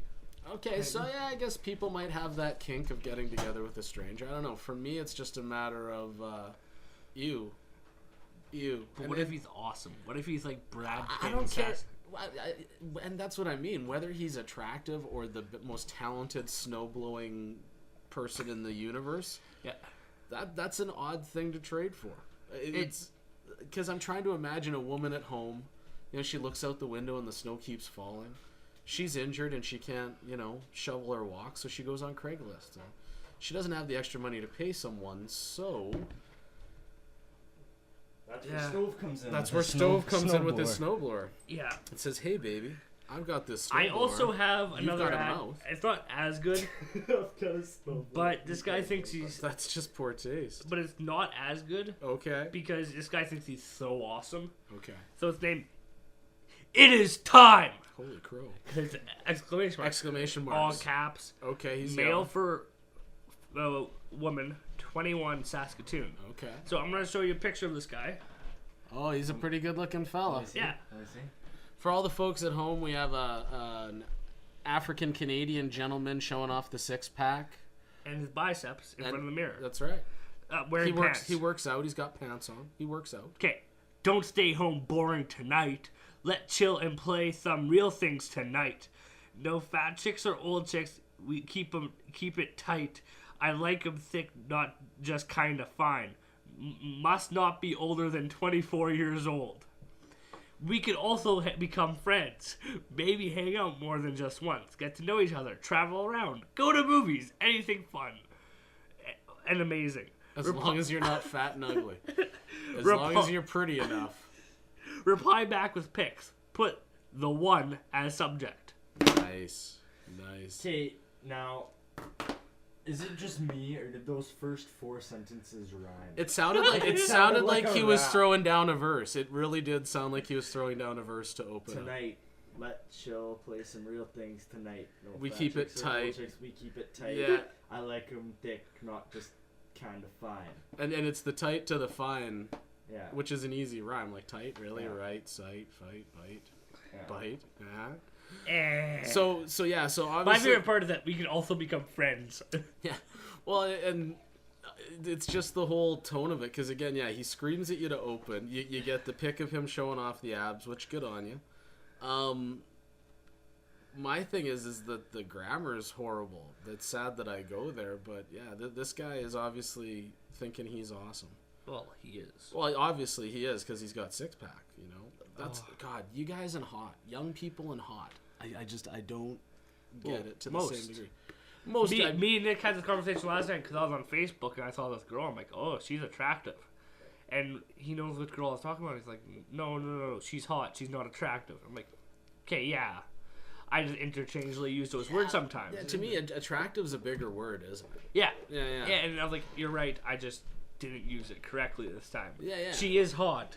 She is not attractive. Oh, I can tell you, the hottest woman that I ever dated from like a Cosmo traditional "this is what hot is" was also the most like insecure, crazy, biggest bitch I ever dated too. I can relate. I wrote a song about a tortilla. Well, actually, it's more of a rap. So you wrote a rap about a tortilla? You didn't get the pun. Okay, I can't believe I missed that one. Sorry, brother. Do you still not understand? No, I'm still not getting this. A tortilla. Is a rap. A rap. Well, lame. Lame that it took me that long to get it. Lame pun, but more lame that I took that long to get it. I officially suck. I'm gonna go touch a wall. Oh, Alrighty. that was lovely. That was lovely. I mean, here's the thing. I love that the snowblower dude included first come first serve. Like, there's going to be a lineup of women sitting at home wondering however they'll get their They don't want to get shovel. those $300 tickets in the mail. Well, yeah, but Nobody enforces that shit. but still, I love that. I mean, here's the thing. I would like to call this man and just say, hey, I don't need my driveway snowblowed, but has this ever actually worked? Like, have you ever... Do we have him live on the podcast? We should see if we can get him on a guest. It's the snowblower guy. Is that from Toontown or is that from Regina? Toontown, and It's I from Toontown. have a fake female email. No, we can't do a fake female. Just email and just be like, hey, we want to talk to you about this ad. Like, we're not gonna. We recently looked at your Facebook ad for our show. We can make it sound like we're actually significant. Yeah. And then, We're researchers for Tosh.0 in Saskatoon, Saskatchewan. Well, and this was like, Addison last night. He was like, yeah, he's like, I'm signing you up for plenty of fish. And he's like, I'm putting your name and your pictures on there, and I was like, I dare you. And he's like, why? What are you gonna do? I was like, first, I'm gonna put you on a Craigslist ad looking for other guys, and I'm gonna put your phone number and your address on there. Nice. And I was like, and number 2, I have unreleased songs of yours that you better believe will be going up on YouTube. He's like, okay, it's not happening, because he knows. Well, What if I put you up on YouTube? What do you have again? Or on Plenty of Fish? I'll put you up on 4chan. Well, here's the That's thing. not that bad. I mean, I did the online dating thing back in the day. I was single for a point. And what I loved was there was a person that worked with me at the spot I was working at that time. Again, also worked with young people. And so they went on to eHarmony and they built a profile and the whole shebang. And what happened was the kids that she worked with, they were at-risk kids, looking to get at the person they're working with. So they went in and made a fake account and paid for it and strung this woman along and talked on the phone, talked online, and then when they were going to meet, they showed up and laughed at her. Well, I mean, this woman was actually excited about meeting him. So I didn't put a profile picture up, and that's why the whole hot thing, that's what I loved. I'd get these women and we'd email back and forth over, well, why don't you put a picture up? Just put a picture up. I want to see what you look like. Put a picture. I'm like, well, does it really matter that much? I can assure you I'm not going to win any contests, but I'm not a troll. Just meet me and we'll see what happens. Right. And every time I got there, they'd be like, oh, you're actually good looking. And I'd be like, yeah, I told you that. I told you why I couldn't put it up. I didn't want some asshole kid seeing my picture and making a fake one, and then when I show up, they get a laugh at me, right? So what was the extent of your online dating experience? I did it for about 1 year, and really? I was in a significant relationship. It was like 3.5 years off and on. Looking back, it was stupid. I should have cut it off way before then, but that's how it goes. And then it was about a year before I met my wife, so it was that year that I tried it. And I see why it works for some people. There are a lot of people, I mean, it used to be super hard when you got to like 30-ish. If you weren't married, it probably wasn't going to happen. Now, you can meet someone at 30. My sister-in-law is single, and she's doing that. She's 31, I think, and or 32. And yeah, she's met this guy. They're going out for like the 5th time, so good on them. I hope it works out. So I mean, it's really good to connect people that otherwise couldn't. But so much of it is like, you know, popularity contest. If you look good enough in the picture, that type of shit.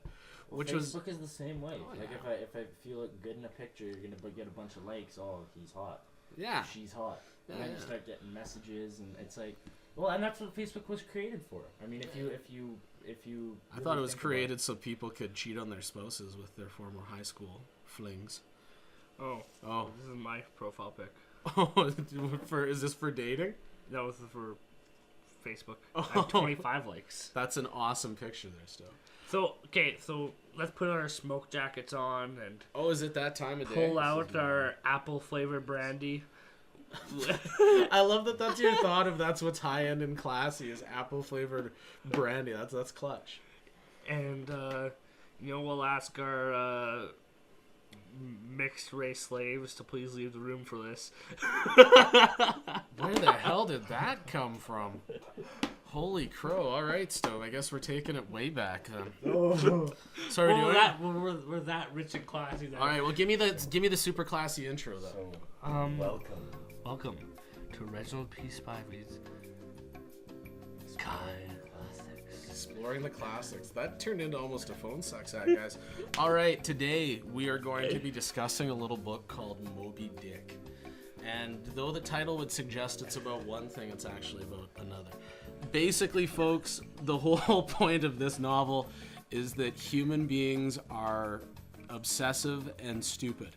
And so basically, here's the whole premise of the story. There's this captain, his name's Ahab. He hunts whales. So let's start there. To me, hunting is very much a sport where only one team knows that they're playing. I love it when rednecks go out to the bushes with their guns and they're going to shoot some deer and they're talking about it like, oh yeah, it's sport. It's sport. Well, only one team knows they're playing. The other deer are just standing around eating and then one of them gets randomly shot. You know, give them a heads up. Honk a horn and then track them for 6 miles. That's sport. Anyway, so they're out hunting whales. And there's this one whale who's a giant male white sperm whale, and he's white. Okay, and the other whales aren't white, so he stands out. So basically, the difference to this whale is that he's started playing the game back. He attacks the boats that try to kill him. So he trashes Ahab's boat. Ahab survives, loses a leg, gets back, gets another boat built up, and so he's traveling all over the world just to get this one whale that messed up his ship. So first off, how did it work the first time you tried to kill this whale with the ship? Well, he screwed you up and everyone you care about. You're the only person that survived. Something in the human brain should trigger, maybe I just let the whale go and leave that one, kill the ones that aren't quite as angry. Then you take the form of the story, and so the whole story, it's written like a whaling voyage. So you'll have 100 pages of, here's how we tie the knots. Here's how the sail gets pulled down. This is what the crow nest looks like. Then the whales show up, and for about 8 pages, it's awesome. They're fighting whales, and people are dying, blah, blah, blah, blah. It goes crazy. But the whole novel is patterned like that. Hours and hours of boredom, and then milliseconds of terror. And it makes sense. They're on a whaling journey, you write it the same way. War novels are written the same way a lot. But back to the whole point of this book. They find the whale. Everyone dies except the narrator.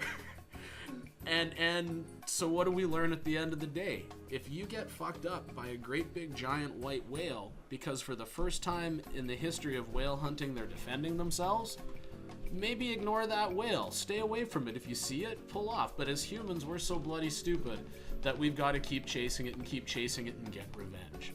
Well, I hope your vengeance served you well along with all of your friends at the bottom of the ocean when this whale killed you, Ahab. So, that's pretty much it. In a nutshell, that's Moby Dick. We are stupid. We are obsessive. When we feel like we've been wronged, we will go to ridiculous amounts to get revenge. And the revenge is never really that satisfying. So yeah, marinate on that one, suckers. Well, Actually switched out my brandy for a nice 15-year Scotch whiskey. There you go. Now you're talking. With a side of Lagavulin. Scottish eggs. Scottish eggs and Scottish whiskey. That's how you properly enjoy a fine Scotch, is with a Scottish egg. But no, seriously. Drinking my Guinness. And here's the thing: it's rarely well written. It's a good book, but again, all of those great books of literature that people get all hoity-toity when they've read them, they're about simple stuff, and it's normally human beings are stupid for this right. Here you go. Well, we have a new segment on the podcast. Ooh, it's exciting. A new segment. New segment. Because Enjay was complaining to me, he was like, I want my own segment. You have Craigslist ads and stove rants, and Reginald has his own guide to the classics. I want my own. Hey, Stove, I had a notion. How many texts and emails do you get from chicks saying, hey, I saw you at your show last week. You were awesome. We should get together. Do you get any of those? No. I know I don't get any of those. Hey, NJ, do you ever get those? I get a few of those. Oh, so all of a sudden NJ's got some shit we don't have. And so we finally get a kernel of joy where we can feel special sitting around this table, and you gotta whine and pout like a prima donna going, when do I get my bit? If your bit is groupie texts that I got to follow up on, I'm gonna hate you. I'm gonna hate you so much because I'm old and I'm married and I actually like my wife.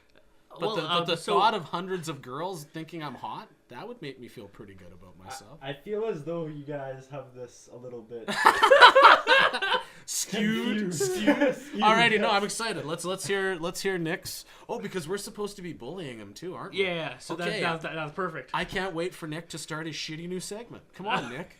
Wow us. So Nick's new segment is Rippin' Hip Hop. Rippin' Hip Hop. And this week's segment is going to be on NBA by Joe Budden featuring French Montana and It's my favorite part of Montana. and Wiz Khalifa. Nice. Fuck Wiz Khalifa. I'm going to start with that. Fuck Wiz Khalifa. But we don't like Wiz Khalifa?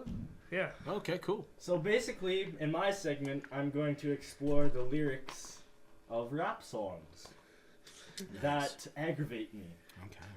So I'm doing this NBA song because I got Joe's new album, and it's great, and it's at #1 right now for hip hop. Way to go, Joe. Which is above Macklemore. Way to go, Joe. So, you know, for an old guy who's been doing it for a long time, it's nice that he finally got some recognition since 2002, because the only other song anybody can remember him is the one from Too Fast, Too Furious. Pump it up. Yeah. Poor Joe. But anyways. To be attached to that movie and remembered for it? Ouch. Yeah, Sorry. So, yeah, it was pretty rough. Alright. So, Wiz Khalifa is on the first verse, and that's the one that I really want to touch on. And the verse goes, got so much money, I got racks on racks on racks on racks on racks. That's creative right there, folks. Bitch, so much money, my shit stacks on stacks on stacks on stacks on stacks. I just threw up in my mouth a little bit there. You see me smoking and you know I got that pack, I got that sack. Okay, because you can smoke tobacco or cannabis. I got that O, I hit the club, I lose control, I smoke that loud. What's the O? Is it opium? That's the only other thing I can think of that you would smoke with O. Because if you're smoking tobacco, I'd be like, okay, yeah, there's some lung health issues, but, you know, that's overplayed a bit when you look at the studies. Yeah. The sack, obviously, you know, I can't condone drug use. I work with young people that have some serious drug issues. However, if you're an adult, you use it responsibly, it is what it is. I cannot condone the smoking of opium. Let's just say that is not a gateway drug. Well, that is, I am standing on the other side of the gate by about 4 miles drug. But anyway, so we're smoking opium at the club with our stacks and stacks. Continue. Okay, so I smoke that loud. Does that mean he coughs, or I don't know, or he does it with a plume? I have no clue. Okay. I know the grower.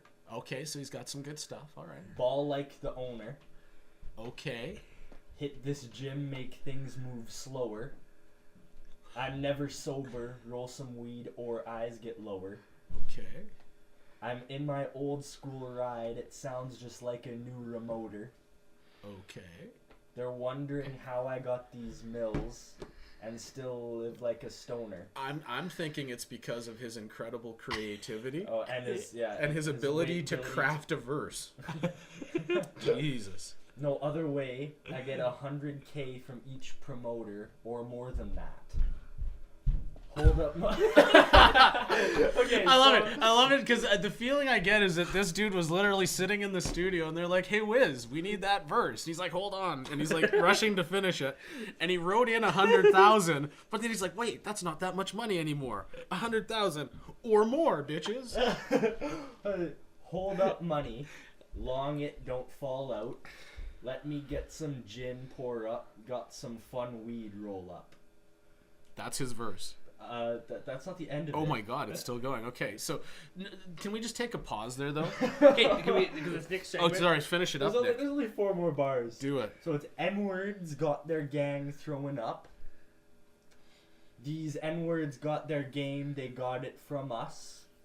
I'm with my gang and my N-words go nuts. You talking money, best believe I show up. And all the real N-words know us. Nice. Okay, so let's stop here before we go to the next verse. Nick, what's your analysis of the verses by the great poet Wiz Khalifa? Very poet-like. Very poet-like. poet-like. This is modern day poetry at its finest, ladies and gentlemen. E.E. Cummings, Yeah, like, ain't got shit. they can't Walt Whitman? say shit. No, Whitman, nothing. Like this is no. Keats, Yates, Obviously, that's joking. Wow. As a fan of hip hop, even not even as a rapper myself, that hurts to see something like that on. And I mean, this is my favorite hip hop artist's album. This is on his record. And I remember because I bought the album and I was listening to the CD and this song came on and it sounded really promising. It was one of the singles, but I didn't get a chance to listen to it before the album came out. Mm. And the beat came on and he started his verse and the racks on rack. As soon as that part started, I was just like, what? How much better would the whole song be without that part? Without his verse? Without the first 4 bars. No, the whole verse is just bullshit. Like the whole verse, it doesn't make any sense. Well, and again, like to me, this sounds like a pretty typical mainstream verse, though, man. Like, because I mean, what is he? When you look at all of it, regardless of how poorly written it is, what does he say? I've got a lot of money. I'm always high. Sometimes I'm drunk and high. And I know a person who grows marijuana. Yeah. I know where I get my weed, and I throw my money around as if I own the whole drug syndicate. And everyone that's here is excited that the show's going well, and they all know who we are. Yeah. Because we're drunk all the time and have a lot of money and high all the time. Yeah. Like, what does that have to say about anything in life or... Yeah, it's just like, it doesn't even... I wonder how these guys are in the position that they're in musically, because it's so... Here's the thing. To me, mate, that's the mainstream side of the industry, is that they've got a look and a style that can sell well. You don't... Because, I mean, like, look back at the other guys. Ja Rule. Even DMX. I love DMX. But every song is, hey, I'll kill you. My friends will kill you. We'll all kill you. That's all they've got to say. Game is a great example. He's got some good songs. I know you like him, Stowe. He thinks of different ways to do it, at least. Okay, but when Wiz Khalifa... But literally said that 5 times. Where I'm going at, though, is when Game first came out. Okay? Mm-hmm. He had a new sound, kind of Ja Rule-ish, whatever. But all he did was talk about beefs. Mm-hmm. That was it. And he's evolved since then, and he's doing some better stuff, right? You didn't like... Jesus Piece when I showed it to you. I was okay. I liked elements of it. My only knock on was, again, every time I heard a song, I'm like, okay, you're talking. He would bring up a really interesting issue to talk about, and then he wouldn't go into any depth on it. He just kind of jumped to the next thing. And to me, it's just poetry. Good poetry gets deep. Yeah, no, and it's true. And again, you hear, because Joe Budden is another guy. Like when he brings up an issue, he's digging into it. I walk away from that song feeling like I have a new idea about that issue. And that's the thing. And on this, he has this mood music. I guess you'd call them. I don't even know what you call them. A compilation or a series. A series, and they're mixtapes. And he has 4. There's 4 of them. And he announced, like, there's a clear distinction between album Joe and mood music Joe. Yeah. Because mixtape Joe's allowed to do whatever the hell he wants because he pays for it. Yeah. Right? Album Joe is different. Even then, there was some mood music on this album. Runaway, a song he did with 3 Doors Down. Really? About his drug problem. Okay. and about how he relates it to. Damn, 3 Doors Down. That's a blast from the past. So Yeah. They sound really good on the Did they? record, though. Cool. My only knock, they only tended to have kind of a single sound. It was a decent sound, but I think it evolved. Did they? A little bit. Like, Cool. when I first listened to it, I was like, who is this? Because it didn't say featured by, because I got the album before it came out. oh, look at So- me. I know people. But when he sent it to me, I had to figure out, who's this guy? Because when he sent it to me, it didn't have the features. Yeah, It didn't say who was featured in each song, so I was like, oh, well, that's Wiz Khalifa, and then I looked and I filled in all the ones I didn't already know, and it was 3 Doors Down. And I was like, holy shit. And this is just me not being up on the more mainstream stuff. Who's Wiz Khalifa attached to? Is he like part of a group, or is he just a solo performer? Or? He's Taylor Gang is the name of his group. Were they His big song was Black and Yellow. Black and yellow, black and Okay, yellow, black and yeah, yellow, yeah. black It and... was for the. Well, because here's Childish Gambino Pittsburgh. makes fun of it in his tune "Freaks and Geeks," or at least he nods to it. Such a good... Gambino, that song. What is it about? I like having sex with a lot of women. He says nothing in the song, but his flow is so good in the way, like that E.E. Cummings line. Oh my god. E.E. Cummings in her face. E.E. Cummings on her face. Now that's poetry in motion. That's That's a brilliant, filthy line. Yeah, no, definitely. And I like So- E.E. Cummings, so there you go. So coming back to this song, Joe makes fun of Wiz Khalifa in the same song that he's in. So I have a feeling that Joe had a verse. And because the way it works is he would have sent the track over to Wiz Khalifa, and he would have gave the verse back. And I can see Joe. I can picture it in my head hearing that and just being like, oh my god. Like, he's in Slaughterhouse. He's on Shady Records. Like, think of the things that this guy hears on the album, on the records that he puts out. Crooked Eye, Royce da 5'9", Eminem. Like, these guys this is the powerhouse label, and then they get this verse, the racks on racks in. So he starts his verse. Talking money, why you walking funny? Is it any reason why you're starving? I spell bullin' by spelling force. Do I really need to beg your pardon? And my jersey say James, I don't play games like Braun when he's in that garden. And wait, I said that all wrong. She don't need to rock it when I put my heart in. And that's just part of it. And He just rips apart of it. he goes, his verse is really long, so I'm not gonna read the whole thing, but he just basically makes fun of Wiz Khalifa the whole time. And then the third verse is French Montana. Yeah. And the chorus is what's the chorus? The chorus is bitch I'm ballin', racked up no wallet, keep a bad bitch in my team.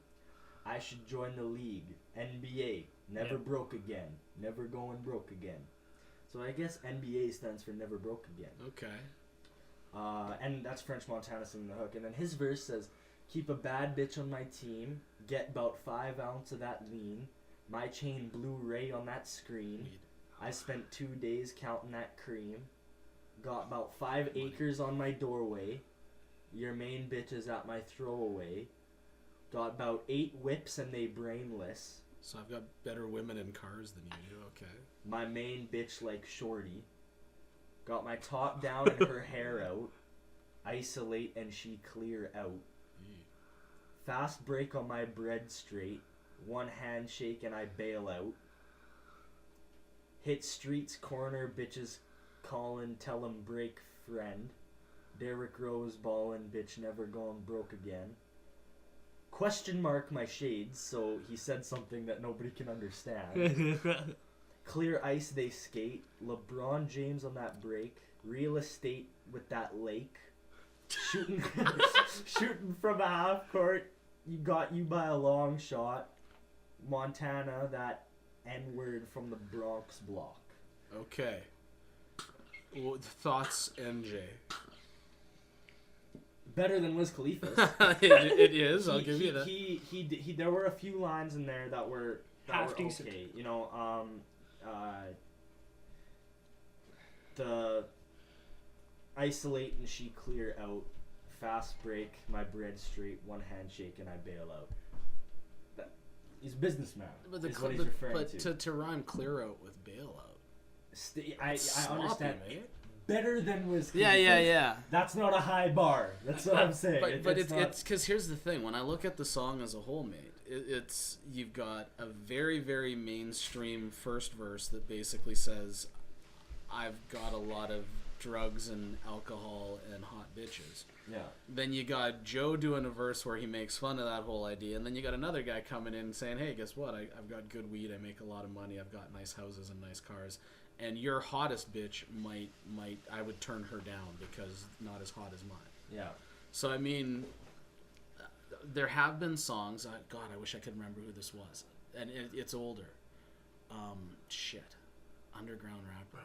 I want to say it was with RJD2, someone rapping with RJD2. But anyway, he started out a verse. Oh, it was Common. It was Common back in the day. Yep. Talking about how this would be about 2005, 2006. And the opening line is about cars and money and all of that stuff. I know what song you're and then talking about. by the end of the verse, he's making like, fun of all of that stuff in the first line. Yeah. Brilliant. And I think it was one of his performances he did on Chappelle. That's what Yeah. it was. Him and it was either him and Kanye or as him and I think it was him and Ye. it was either him and Ye or he and Most Def, who's Yassim Bey now, right? He's using his old name. Yassim Bey. Yeah. Yeah, Yassim Yeah, Bey. I was wondering that because I was watching the art. Have you seen the Art Rap? I haven't had a chance to watch it yet. It's been I a was crazy watching couple it, and weeks. it said he came on, and it said Yassim on it. Yeah, It yeah. said, and I was like, well, that's Most Def, but he must have changed his name.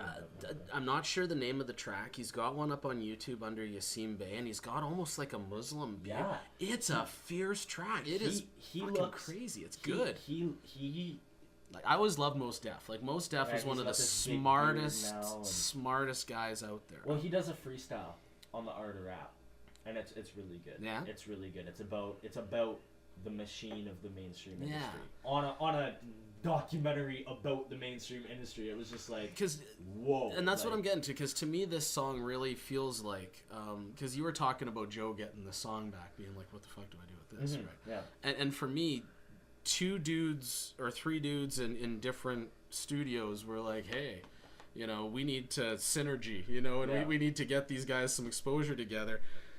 And the business side forces a guy like Joe Budden to do this song. Yeah. We've got these featurings. This is what it's going to be about. Here we go. And the biggest protest he can make is to kind of make fun of everything the song's about in the one verse he gets. Yeah. So, I mean, it's still interesting on his part doing that. But, yeah, it's just... Well, he has another song on the album. I think it's called "The Last Day," and it's featuring Lloyd Banks and Juicy J. And that's another one where you just listen to it and it's like why? Like, you could have done so I much haven't even else with heard that Lloyd space. Banks' name for...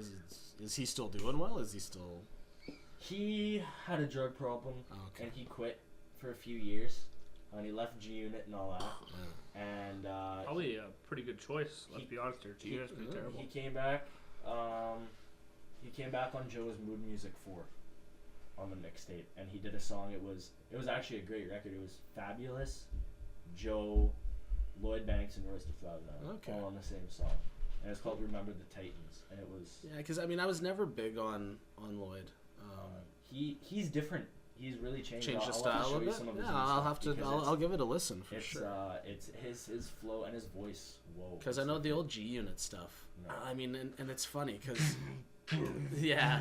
Well, I mean, G Unit, it was interesting because, again, when you look back through hip hop, there's always been the mainstream trends in rap that the hip hop oriented guys kind of look down on and poo poo. NWA. Incredibly important band, but they're not putting the most positive images of African Americans out there. Right? And Dre was the same. And then, Afro Man had his one hit wonder where, okay, now let's celebrate the pot smoking lifestyle. And then, right? Like, who are the guys that do Rack City Bitches? That song you showed me, Steve? Tyga. Oh, it's horrible. Horrible, but that's it's the new version of that character that record companies march out at you, right? Where it's like, I've got lots of money, I've got hot bitches, I'm drinking the right kind of liquor because we have a cross-promotional deal with the corporation that owns this liquor company, and so I'm gonna have to mention it at least 4 times in this song so I can blah blah blah, and it's all synergy and marketing and all that shit, right? So I mean, it's unfortunate because it feels like, again, like you said, it's kind of like the reality TV show, right? There are moments that are really genuinely Joe, and then there are moments that are really not genuinely like, Joe. Totally, like even that song he did with Lil Wayne and you know who Tank is? I've heard the name, yeah. Tank and Lil Wayne, and then he does a remix with Fabulous and Twista. Okay. And both versions. I don't mind Twista. Twista only does the one thing, but he does it really well and he writes pretty well. So. I can jam to it, but when I actually listen to the words, it's just like, well. Yeah, and that's the thing. What's mainstream? Like mainstream rap is trying to be pop music, where you know there is a formula for it's this loud and it has this rhythm and it'll sell, regardless of what it says. And to me, like the distinction between rap and hip hop is becoming really, really clear. Yeah. Oh yeah. You know, and it was guys like Talib Kweli and Mos Def and Common that really started that distinction. I'm glad to see some actual hip hop artists get recognition now. Though Classified has a top 10 song right now. That Inner Ninja is like number 7 right now. It's pretty decent. It's a pretty good song. And Macklemore's at number 1. And he has been for like the past month, and that's cool with me. Yeah. And seeing Joe, like, she don't put it down. Yeah, like Macklemore's not one of my favorites, but he's solid. I mean, he's at least saying something. Yeah, and it's not just bragging about what he's got. Yeah. Well, yeah, but we're going super long. Oh dear. Yeah. So I'm gonna wrap this up. Follow ITZENJ Z. ZZ. Z's American. we're in Canada. We're not American. Okay, yeah. Don't follow. It's NJ on Twitter. We call him JZ up here. That's right.